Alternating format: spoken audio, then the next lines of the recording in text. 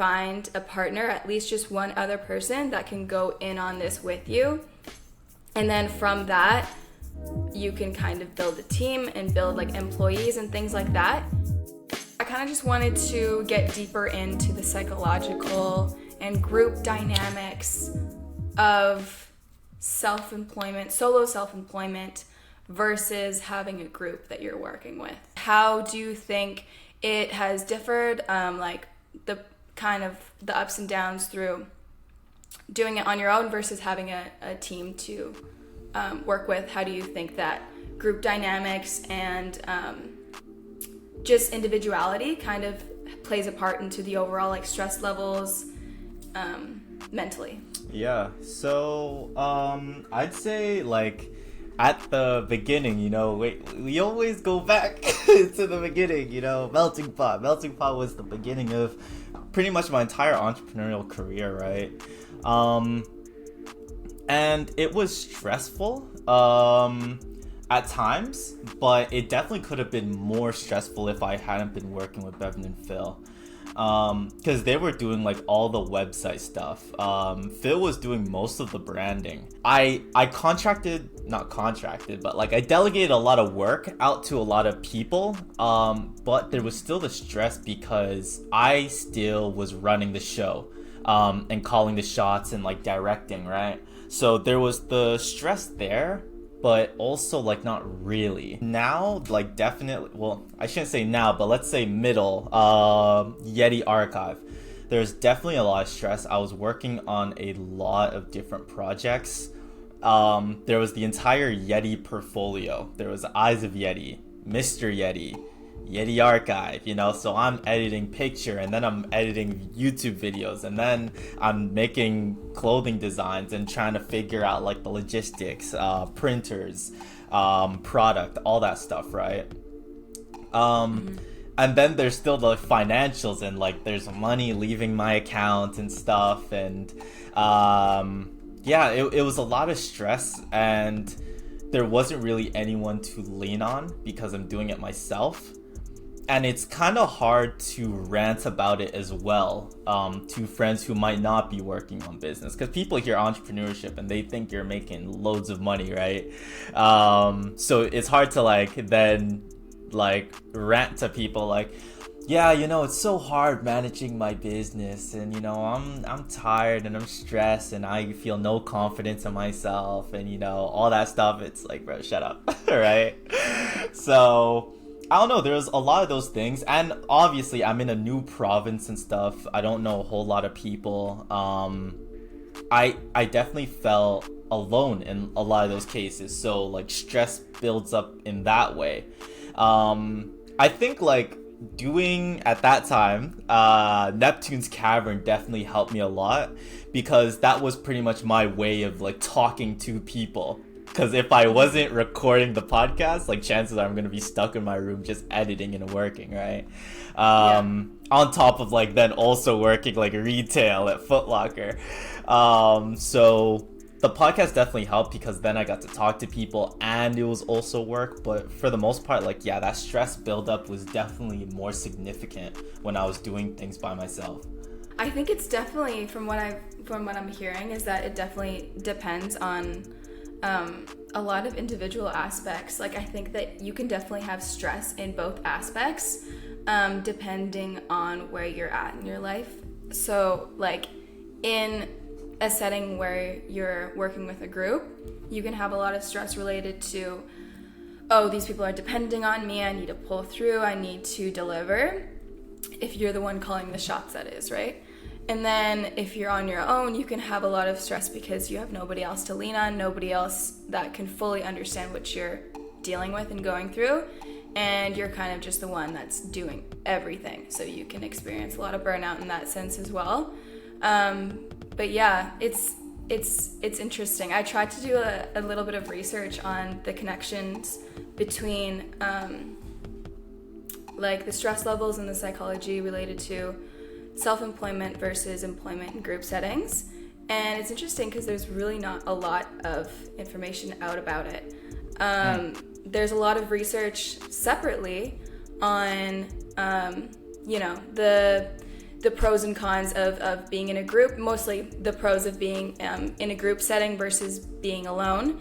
There's a lot of pros to just being able to talk through things with other people, not even necessarily like a therapist or like somebody who can, in a higher position, who can help you, but even just talking to your peers. Like, definitely therapy helps. I'm not downplaying that at all, but just speaking to peers who can just put what you're going through into perspective can help so much. And then so that's kind of like where the research ends, and then like there's a separate one on like the stress and burnout related directly just to working, right? So there's not a lot of the connection of those two, but from what I could find, there was a little bit about there's a lot of research reporting kind of higher overall burnout, emotional exhaustion, and kind of just the sense of the lack of accomplishment, more so in solo employers and rather than being in a group setting. But again, the research is quite limited, but I think there is something to be said for sure about the value that can come in simply speaking to others about your business endeavors and the things that you're going through. I was reading this book called Platonic. It's from like a licensed psychologist called Dr. Marissa Franco. It's really interesting, kind of talks about the psychology behind relationships and group dynamics and things like that. And it was talking about like in group therapy and like help groups and things like that. And even like AA groups and things like that. And just people, I was talking about people sharing their individual, what they're kind of going through. And it showed how talking through with other people in the group kind of just in general, like they would meet weekly and just talk through their issues and things like that. Not even necessarily offer advice to each other, just be discussing these things and what they're going through, kind of just like an AA group or whatever. And it revealed that the issues that they would have in their personal lives would directly reflect and mirror the issues that they would have in the group. So like, it just can really exacerbate exactly what you're going through, and it can help you not only like to create teamwork with other people and like understanding these things, but like directly helping and giving advice, but it helps you like gain a new perspective on your issues and to just kind of like realize so I just think that group work, there's a lot of value to be said about working with other people in the business. How can a founder like use that information of like when you talk it out with like people and like you get a space to like talk through your emotions, hear like the struggles of other people, like would you say then that like founders should have like a group where they like can talk about like business troubles? Well, like I said, it doesn't even have to be like just talking about your troubles. It can just be talking about your experience in general and just getting a new perspective on it. Like, for example, I worked the Calgary Stampede, and I was like selling different products, and we were staying at this place where there was a lot of other business people who had their own products that they were selling at different booths. So at the end of the night, we would all have dinner together and kind of talk about our experiences. And like even just the numbers that you would create after a long day, like there was a couple of days where it would be pretty busy, but the numbers weren't reflecting that. And I'd be so frustrated, and I'd be like, okay, something's wrong with, I guess, what I'm doing. Like there must be something wrong with my style, and I must not be on top of it. And it was just really discouraging, right? But then I'd come to these dinners at the end of the day, and everybody was complaining about the fact that they didn't have good numbers either. And it seemed like everybody was putting in their 100%. And so we realized that the problem wasn't within ourselves. It was within our customers, the people that were coming in. They just didn't want to buy that day, it seemed, right? So even just in the simplest of senses, it can just really help you to gain perspective. So not only talking to people like I did who are doing things that are similar to you, but even if you have a team that you're working with, just kind of coming together and having, I think that's really where team meetings, like the importance of them is so great, because just coming together for like weekly team meetings or things like that, I think is so important and valuable. That's what I do with my business at home as well. We kind of just talk through what we're working on, what we're doing, and even past just the negatives, and like realizing if you're feeling discouraged because you got a negative outcome that you didn't want, and just not feeling as bad about that. You can also find positives in the sense where, you have an idea, and then it sparks another idea for another person. Like just the value is really just, there's so much potential that can be reached with that as well, and just like sparking new ideas in other people, and just furthering their motivation and things like that. Yeah, like they do say, like most of human suffering, well, to an extent, happens inside of the mind, right? Yeah. And like I remember, like there have been important people inside of my life where like business is just not working. Like I am not finding success. I'm not even really finding my work like fulfilling anymore. And then you put that on top of like school and finding internships and working and, you know, paying for like rent, food, like just being like living the human experience, right? On top of like having a dream and like working towards it. Like there have been times where I've been like at really low points. And there was someone there that's like, yo, like take like a back step, right? And helping me like see the bigger picture of not just what I've accomplished, but then my trajectory, based on what it is that I'm doing. It's really hard to see that by yourself. And when you're in the moment, and you kind of need somebody else who really knows you, and knows you well, to help you see that, right? For me, that's been a handful of people. That's been my siblings. They've been huge in being able to like help me see that. Friends, like it's all these different people that, yeah, like they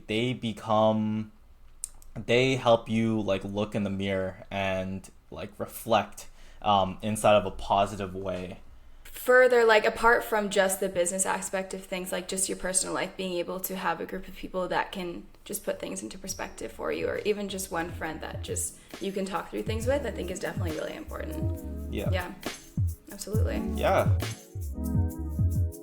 As we're talking about the circles that we obviously have our personal life, but as we said in the last episode, like you really should not be flying alone. You should be building a team, whether that's a formal team, an informal team, you know, a band of misfits, whatever it might be. Like you need a team, right? But I think for a lot of people, they don't really know how to build a team, what a team really looks like.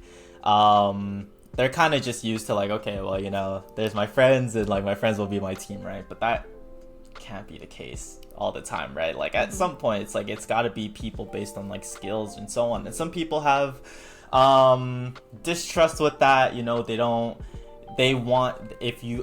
trust you or know you personally, then like they have a hard time like being able to work with that person and stuff like that.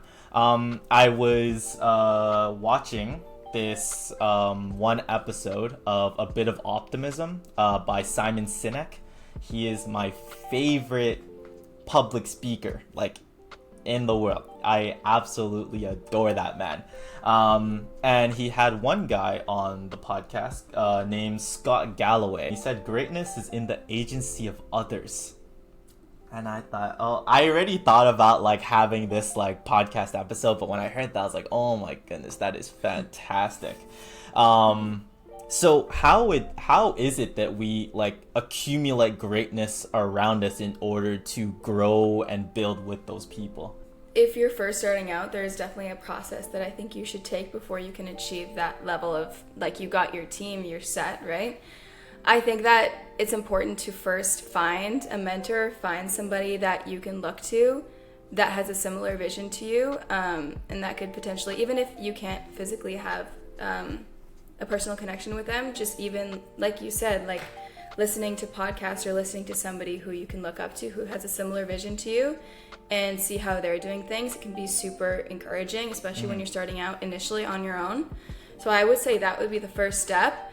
I think the second step would be to find a partner, at least just one other person that can go in on this with you.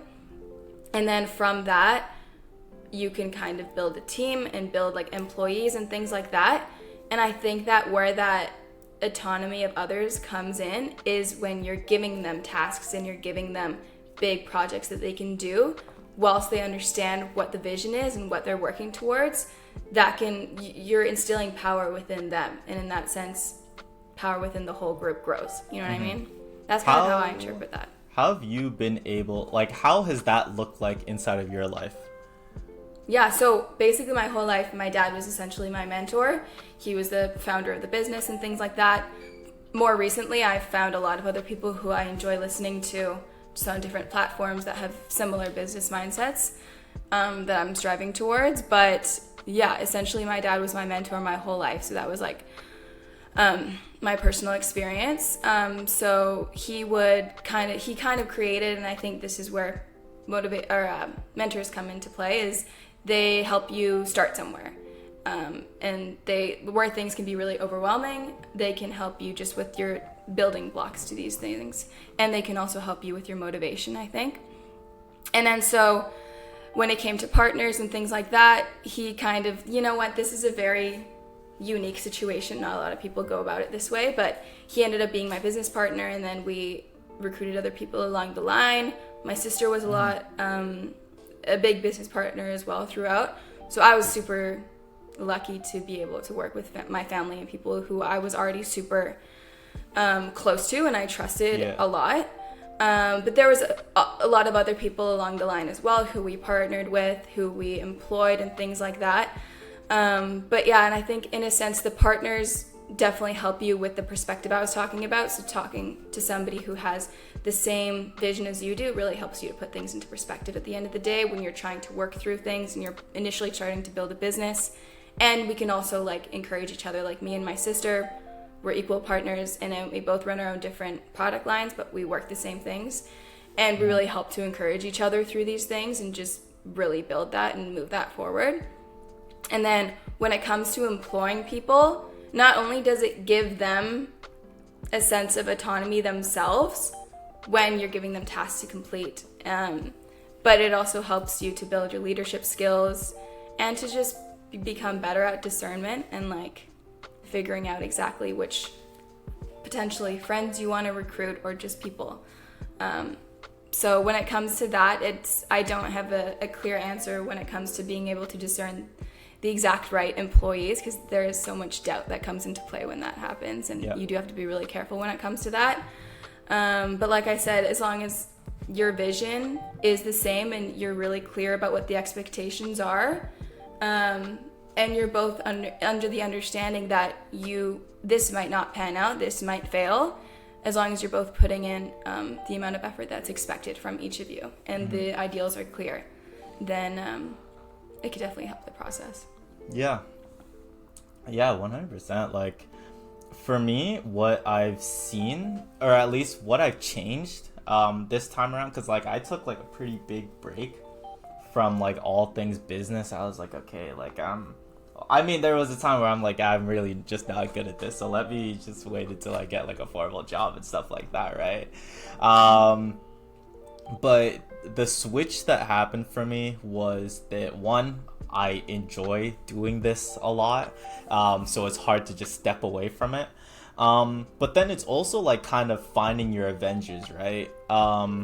And for me, that was talking to a lot of people, hearing the skills that people are good at, and then like aligning the opportunities like with those people, right? So like for example, like I stopped for a while and then I came back, and now I'm more focused on, I finally niched down. Like I'm not doing clothing anymore, I'm not doing photography anymore, like all that stuff. Like I stopped doing it, and I said, okay, what do I want to be known for, right?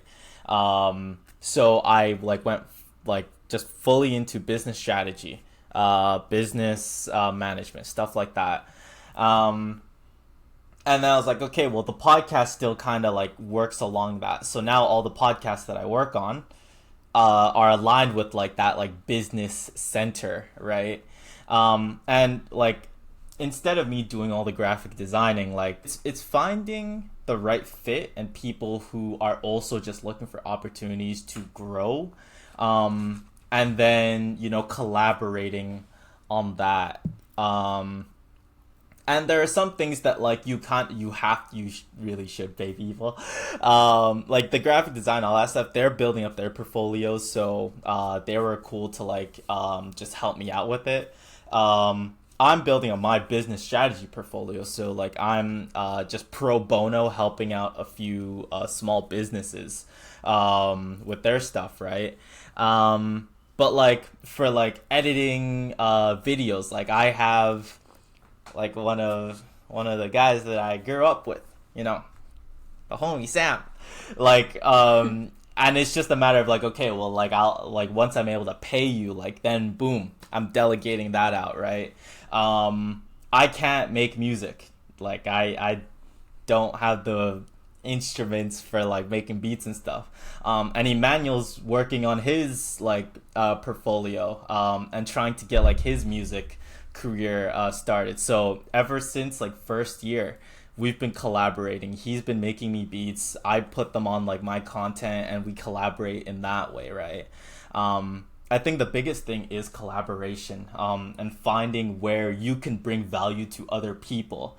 And then other people bring value to you and you like both grow in that way, rather than just feeling like, okay, well, I have to do it all myself because no one else understands the vision that I have.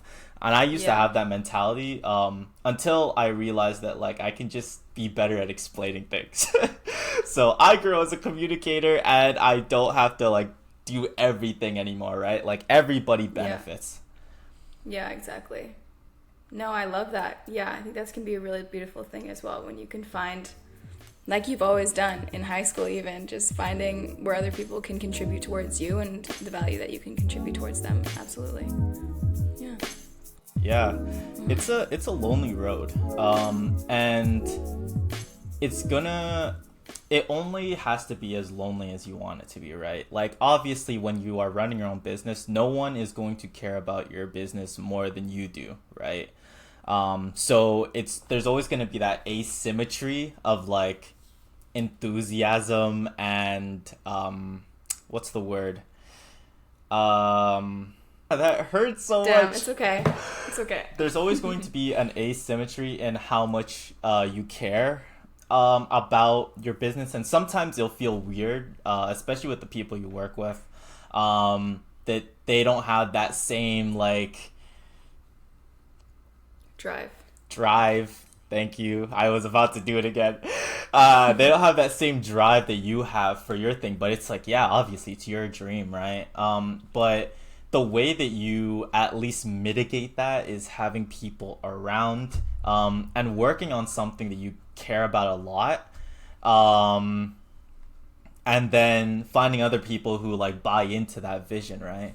I'm about to work with a startup, or at least, you know, hopefully everything goes well and like all the things align and stuff, where they're working on like a mission that I'm really, really passionate. There we go. Oh my goodness. That I'm really passionate about myself, right? And that will only lead to greatness because everybody has that buy-in, right? So kind of find those people who are either passionate about what you're doing or passionate about your growth. Either one of those two will lead to a really, really good team.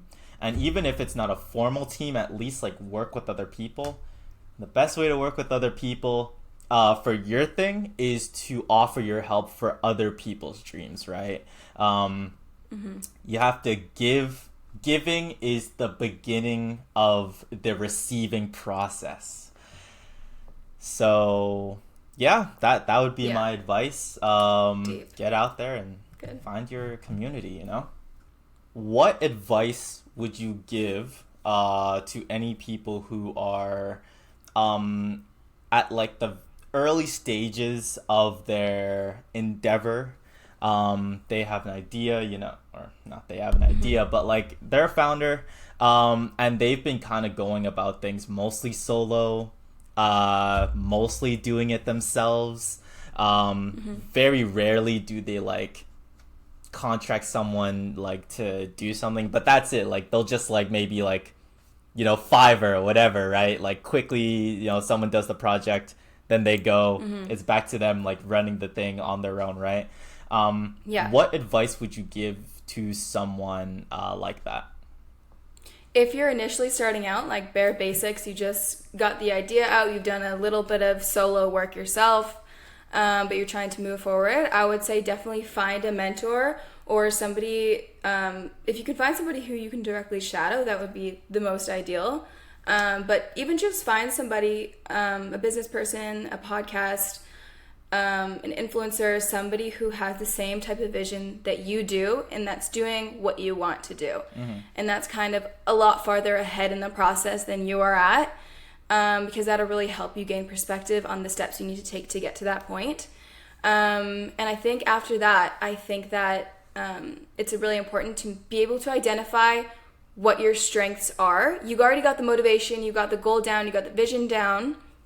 Identify what your specific strengths are, the tools that you already have, and identify the things that you don't have, so you can see, do I need to grow in these places, or do I need to find people who are really good at this, who can help me contribute, who can help contribute to my vision and my goals. So that would be my advice. Yeah. Nice. Hey man, what a fantastic episode. Thank you guys for listening to it. And of course, follow all of the socials, TikTok, Instagram. Smash the like button. Subscribe to the YouTube, all that good stuff. Yes. Make sure to subscribe to the podcast. Listen on Apple Music, Spotify podcast, wherever you listen to your podcasts. Get into the Q&A section on Spotify. Get in there, you're missing out. Everybody else is there. Everyone else is there, so you're the odd one out. Anyways, thank you guys for listening. See you on the next video. Peace. Hope you enjoyed.